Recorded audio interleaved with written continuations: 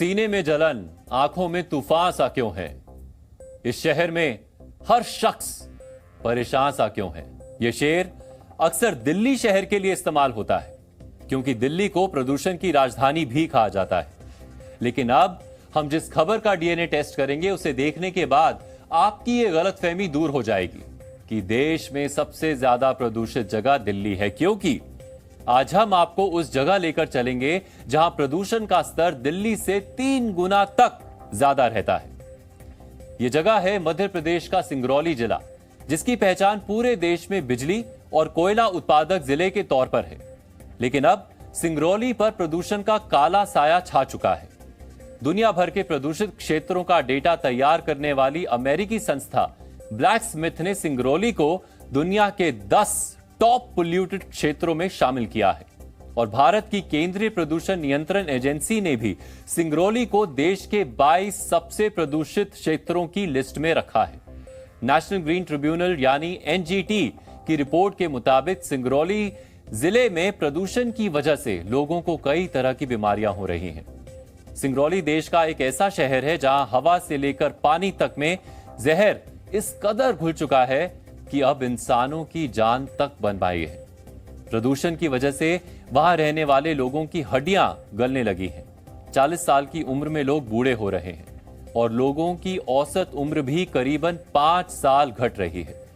दरअसल सिंगरौली जिले की पहचान ही वहां रहने वाले लोगों की जान की दुश्मन बन चुकी है। सिंगरौली मध्य प्रदेश का वो जिला है जहां देश में सबसे अधिक मात्रा में बिजली और कोयले का उत्पादन किया जाता है। यहां 11 thermal power plant, 16 coal mines, 10 chemical plant, 309 crusher plant, इसके साथ स्टील, सीमेंट के भी उद्योग हैं। एनजीटी की रिपोर्ट के मुताबिक इन उद्योगों से हर वर्ष 45 लाख टन कचरा निकलता है। इसमें से 35 लाख टन तो सिर्फ कोयले की राख है। यानी देश के एक बहुत बड़े हिस्से को बिजली से रोशन करने वाला मध्य प्रदेश का सिंगरौली खुद प्रदूषण के अंधेरे में घिरा हुआ है, जिसका असर न सिर्फ वहां की आबोहवा बल्कि वहां रहने वाले लाखों लोगों की जिंदगी पर भी पड़ रहा है। जी न्यूज की टीम ने सिंगरौली में प्रदूषण के खतरनाक स्तर और उसके असर की पड़ताल की, तो जो तस्वीर सामने आई वो बेहद चिंताजनक है। अगर आप दिल्ली, मुंबई जैसे बड़े और अक्सर शिकायत करते हैं कि प्रदूषण की वजह से सांस लेना मुश्किल हो रहा है, तो मध्य प्रदेश के सिंगरौली से हमारी ये ग्राउंड रिपोर्ट, इसको देखते हुए आपको वाकई अपने सीने में जलन और आंखों में तूफान सा महसूस होने लगेगा।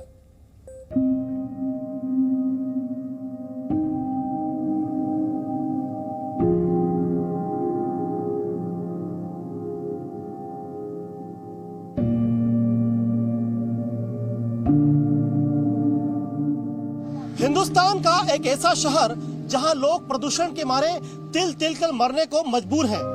इस शहर में दिल्ली से 3 गुना और मानक से 10 गुना ज्यादा प्रदूषण है।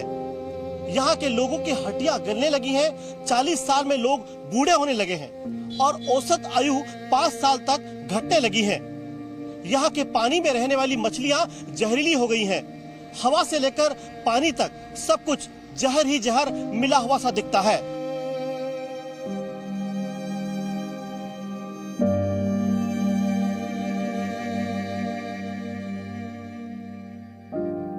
दिन रात धूल और कोयले की राख उड़ती है। पावर प्लांट्स की चिमनियां काला धुआं उगलती रहती हैं। सड़कों पर कोयले से लदे वाहन दौड़ते रहते हैं। मध्य प्रदेश का सिंगरौली जिला भले ही कोयला और बिजली उत्पादन में नंबर 1 हो, लेकिन प्रदूषण के मामले में बद से बदतर है। प्रदूषण यहाँ न सिर्फ हवा में फैला है बल्कि पानी में भी प्रदूषण बुरी तरह फैला हुआ है। मैं इसका एक छोटा सा उदाहरण आपको बताता हूँ। इस वक्त मैं एक नाले के ऊपर खड़ा हूँ और आप यहाँ देख सकते हैं कि किस तरह से 2 अलग अलग जो थर्मल पावर प्लांट से निकलने वाला वेस्ट वाटर है, ये फ्लाई ऐश का पानी है और ये जो काला पानी आप देख रहे हैं, ये काला पानी भी उसी प्लांट से निकला हुआ वेस्ट वाटर है।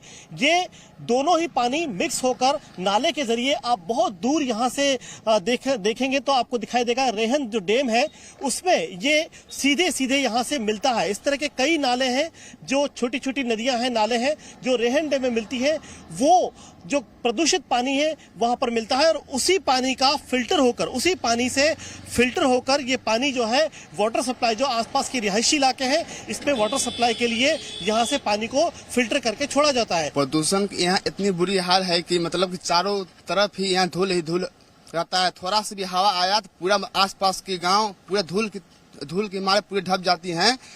और देखिए ये सब पाइप हैं अगल बगल, यहाँ डैम है, उस डैम का राख जब सूखता है मतलब गर्मी में, तब मतलब हवा चलता है, पूरा मतलब धूल ही धूल चारों तरफ। यहाँ सांस लेना एकदम मुमकिन हो गया है, मतलब तरफ तरफ जिंदगी है जीना मुश्किल हो गया है। सिंगरौली जिले में एनटीपीसी के पास सोनभद्र जिले के चिल्खाटांड गांव में बदहाली का आलम यह है कि यहां हर एक घर छोड़कर लोग गंभीर बीमारियों की चपेट में हैं। यहां के चिल्खाटांड गांव के नंदलाल 40 की उम्र में ही बूढ़े हो गए। 15 की उम्र तक सामान्य थे, इसके बाद हड्डियां गलनी शुरू हो गईं। नंदलाल की यह हालत प्रदूषण से जन्मी बीमारियों से हुई है।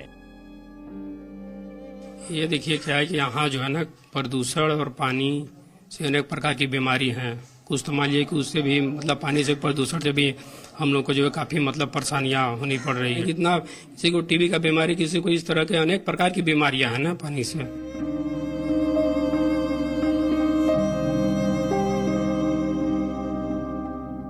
इस वक्त मैं सिंगरौली जिले के एनटीपीसी प्लांट के ठीक पीछे चिल्खाटांड नाम के गांव में हूं और यहां पर आप देख सकते हैं कि मेरे ठीक पीछे जो दिख रहा है आपको पहाड़ की तरह, ये कोल माइन का हिस्सा है। जब कोल माइंस को डगिंग किया जाता है तो उसके बाद जो वहां से मटेरियल निकलता है उसको इस तरह से पहाड़ की तरह शक्ल में ये दिखाई दे रहा है। और यहाँ पर आप देख सकते हैं कि ये जो गांव है ये सबसे बड़ा अफेक्टेड गांव है। जब यहाँ पर पावर प्लांट चलता है तो उसके धूल और धुएं से जो प्रदूषण फैलता है, इस वक्त बारिश का मौसम है, इसकी वजह से यहाँ पर प्रदूषण नहीं दिखाई दे रहा है, अन्यथा यहाँ पर बाकी दिनों में काफी प्रदूषण होता है।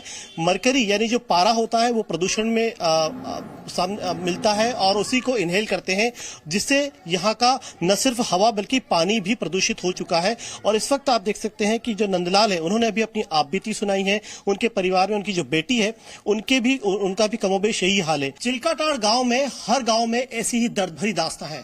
इस वक्त में राकेश साहू जो कि यहाँ बरसों से रहते हैं, कई पीढ़ियां गुजर चुकी हैं, लेकिन इनकी दर्द भरी दास्तां सुनकर आपके रोंगटे खड़े हो जाएंगे। ये जो परिवार है, परिवार के मुखिया है राकेश जी, इनके 2 बच्चे हैं, आप देख सकते हैं यहाँ बैठे हुए हैं। और ये दोनों ही बच्चे जब से चलना सीखे हैं तब से ही लड़खड़ा कर चलना इन्होंने शुरू किया। और उसके बाद जब डॉक्टर्स को बताया तो डॉक्टर्स को भी आज तक इनकी क्या बीमारी है ये समझ में नहीं आई है, क्योंकि इस गाँव, ये जो पूरा गाँव है ये प्रदूषण की गिरफ्त में रहता है। ये सर बचपन से नहीं है, जब बच्चे चलने लगे तब हुआ, हमारा भी ऐसे ही था, हम भी सही थे और धीरे धीरे पता नहीं समझ में नहीं था क्या बीमारी है। और रोजी रोटी चलने में इतनी दिक्कत है कि क्या बताएं आपसे। 60% से अधिक केवल इस गली में जाएंगे तो केवल टीबी से पीड़ित मिलेंगे आपको। 90% केवल टीबी, कुछ गूंगे, कुछ बहरे और ये विकलांगता ज्यादा। अभी जाएंगे गाँव में तो कम से कम 40% विकलांग मिलेंगे बच्चे आपको। चिल्खाटांड गांव में छोटे छोटे बच्चे भी गंभीर बीमारियों से ग्रसित हैं। हिमांशु जब 1.5 साल का था तो उसे शुगर की बीमारी ने घेर लिया। अब 17 साल का हो चुका हिमांशु इस बीमारी से इस तरह घिर चुका है कि उसे हर दिन इंसुलिन के सहारे जीना पड़ रहा है। हमारे साथ हिमांशु है जिनकी उम्र करीब 17 वर्ष है और 1.5 साल की उम्र में इनको जब निमोनिया हो गया था तो इनके घर वालों ने डायग्नोज किया शुगर तो 450। ये रिपोर्ट है 2005 की, जब ये 1.5 साल के थे हिमांशु, और ये रिपोर्ट में बताया गया है कि 450 यानी 450 शुगर का लेवल उस समय मिला था और उसके बाद से लगातार शुगर की बीमारी का इलाज चल रहा है। जैसे चोट हो जाता है तो इतनी जल्दी ठीक नहीं होता है, इसमें ये अपने आप होते हैं, ये फेस पे बहुत ज्यादा मतलब घाव टाइप के होते हैं। ये सिंगरौली में प्रदूषण के साइड इफेक्ट्स हैं जो यहाँ रहने वाले लोग झेल रहे हैं। यहाँ की अधिकांश आबादी अब भी हैंडपंप, कुएं और नदी के पानी पर ही निर्भर है। इसकी वजह से लोग फ्लोरोसिस और कैंसर जैसी बीमारियों की चपेट में आ रहे हैं।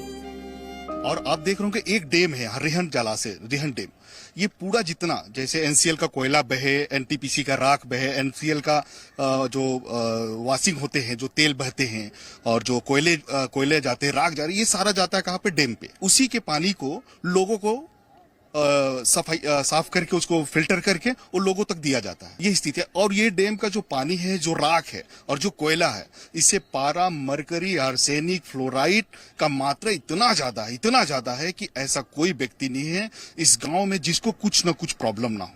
शुगर तो नॉर्मल होते जा रहा है, जैसे ऐसा लगता है कुछ दिन में शुगर हर घर में है। आज स्थिति है कि मिर्गी की बीमारी पाई जाती है। सोचिए, लोगों का सेंसलेस हो जा रहे हैं। सिंगरौली की जमीन भी दूषित हो चुकी है। इस जमीन में उगने वाली सब्जियां और अनाज खाकर भी लोग बीमारियों की चपेट में आ रहे हैं। तूसाखान गांव के किसान छोटे लाल के पास 8 एकड़ जमीन है। पहले 1 एकड़ में 20 से 25 क्विंटल धान हुआ करता था, लेकिन अब पावर प्लांट की वजह से जमीन इतनी खराब हो चुकी है कि इसकी उर्वरक क्षमता बेहद कम हो चुकी है। परेशानी खेती की प्लांट की वजह से हम लोग का खेती भी बिल्कुल पट हो गया है। एकदम जब खेती उतना उपजाऊ नहीं होती है, अब पहले बहुत होती थी। हाँ, पहले मिट्टी सब खराब हो रही है, ऊपर से गिर रहा तो उन सब बर्बाद फसल को कर रहा है। सिंगरौली में थर्मल पावर प्लांट से 21,000 मेगावाट बिजली रोज पैदा होती है। इसके लिए 10.3 करोड़ टन कोयले की जरूरत पड़ती है।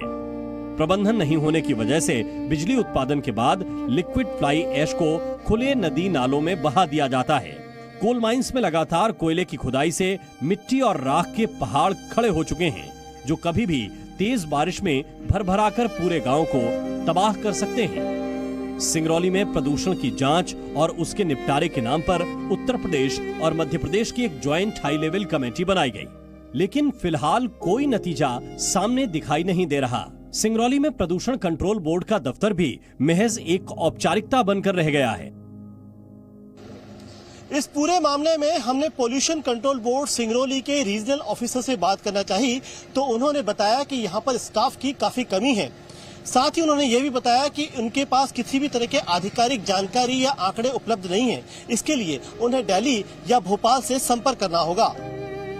सिंगरौली में प्रदूषण सिर्फ हवा और पानी में नहीं है, बल्कि वहां के प्रशासन सिस्टम में भी लापरवाही का प्रदूषण खतरनाक स्तर पर पहुंच चुका है, जहां सिर्फ बातों के जरिए प्रदूषण से निपटने की कवायदें चलती रहती हैं। पोल्यूशन फैलता है, उसको मिनिमाइज करने के लिए उसको क्लोज कवर रूप में, मतलब स्ट्रिक्टली उसको कंप्लाई करते हुए उसमें ट्रांसपोर्टेशन होगा। लो लाइंग एरियाज में इसका जो इसको डिस्पोजल करना है, फ्लैश को, वो सब करना है। और हमारी जो पावर जनरेशन कंपनीज है, इनके साथ हम इंस्ट्रक्शंस हैं, उसके अनुसार कार्रवाई कर रहे हैं और हम लोग उसको फॉलो भी करते आ रहे हैं। बड़े बड़े दावों से अगर प्रदूषण नियंत्रित हो पाता तो सिंगरौली में प्रदूषण का नामो निशान कब का मिट चुका होता। अगर अभी भी सिंगरौली को प्रदूषण से नहीं बचाया गया तो आने वाले सालों में यहाँ रहने वाले सैकड़ों लोग बेवक्त और बेमौत मारे जाएंगे। पुष्पेंद्र वैद्य, जी मीडिया, सिंगरौली, मध्य प्रदेश।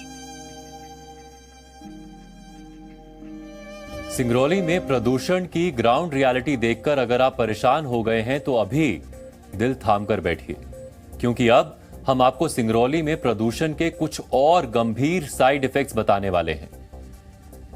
रोजाना हजारों टन केमिकल, कचरा, राख और प्रदूषित धुएं की वजह से सिंगरौली का अंडरग्राउंड वाटर भी दूषित हो चुका है। यहां पानी में टोटल डिसॉल्व्ड सॉलिड्स यानी टीडीएस का लेवल 500 से 700 तक है, जो आमतौर पर 100 होना चाहिए। पानी में फ्लोराइड की मात्रा प्रति लीटर 1.5 मिलीग्राम से ज्यादा नहीं होनी चाहिए, लेकिन सिंगरौली के पानी में ये 3 से 4 मिलीग्राम प्रति लीटर है। सिंगरौली के पानी में मरकरी यानी पारे की मात्रा 0.026 मिलीग्राम प्रति लीटर है, जो 0.001 होनी चाहिए। और सिर्फ पानी ही नहीं, सिंगरौली की मिट्टी भी पूरी तरह प्रदूषित हो चुकी है। यहां प्रति किलो मिट्टी में 10.009 मिलीग्राम पारा मिला है, जबकि ये 6.6 मिलीग्राम प्रति लीटर से ज्यादा नहीं होना चाहिए। इसका असर ये हो रहा है कि सिंगरौली में जमीन से पैदा होने वाली सब्जियां और अनाज खाकर लोग बीमारियों की चपेट में आ रहे हैं और प्रदूषित पानी पीकर भी बीमारियों के शिकार हो रहे हैं। आंकड़ों के मुताबिक साल 2022 में सिंगरौली में टीबी के 1836 मरीज मिले थे, जबकि साल 2023 में अब तक 1000 से ज्यादा टीबी के नए मरीज सामने आ चुके हैं। और ये सब हो रहा है प्रदूषण की वजह से। लेकिन चिंता की बात यह है कि मध्य प्रदेश में करीब 1.5 दशक से सत्ता के सिंहासन पर विराजमान मुख्यमंत्री शिवराज सिंह चौहान को सिंगरौली में बढ़ते हुए प्रदूषण की चिंता नहीं सताती। लेकिन हमें उम्मीद है कि हमारा ये डीएनए टेस्ट देखने के बाद आपको तो समझ आ ही गया होगा कि अगर प्रदूषण हद से गुजर जाए तो क्या होता है। और अब डीएनए की खास पेशकश, आज की पॉजिटिव न्यूज। चेन्नई के 17 वर्षीय गुकेश दुनिया के टॉप 10 शतरंज खिलाड़ियों की लिस्ट में शामिल हो गए। अजरबैजान में हो रहे शतरंज विश्व कप में मिसरतदीन को हराकर गुकेश दुनिया के टॉप 10 शतरंज खिलाड़ियों की लिस्ट में शामिल हुए हैं। इसके साथ उन्होंने न सिर्फ बचपन से अपने आदर्श रहे विश्वनाथन आनंद को पीछे छोड़ दिया है, बल्कि वो इस समय दुनिया के टॉप 10 शतरंज खिलाड़ियों की लिस्ट में सबसे युवा खिलाड़ी भी है। दिलचस्प बात यह है कि गुकेश इस समय के शीर्ष शतरंज खिलाड़ी मैग्नस कार्लसन को भी परास्त कर चुके हैं। अक्टूबर 2022 में सिर्फ 16 वर्ष की आयु में उन्होंने दुनिया के नंबर 1 शतरंज खिलाड़ी मैग्नस कार्लसन को शतरंज में शिकस्त दी थी। वर्ष 1991 में चेन्नई के ही विश्वनाथन आनंद दुनिया के टॉप 10 खिलाड़ियों की लिस्ट में शामिल हुए थे। तब से लगातार वो इस लिस्ट में भारत के हाईएस्ट रैंक खिलाड़ी रहे हैं। अजरबैजान के बाकू में जब गुकेश ने अपनी ऐतिहासिक जीत हासिल की और विश्वनाथन आनंद से आगे निकले, उस समय विश्वनाथन आनंद ही उस खेल की कमेंट्री कर रहे थे और उन्होंने भी गुकेश को दुनिया का नंबर 1 खिलाड़ी बनने की शुभकामनाएं दी। हमारी शुभकामनाएं भी गुकेश के साथ हैं।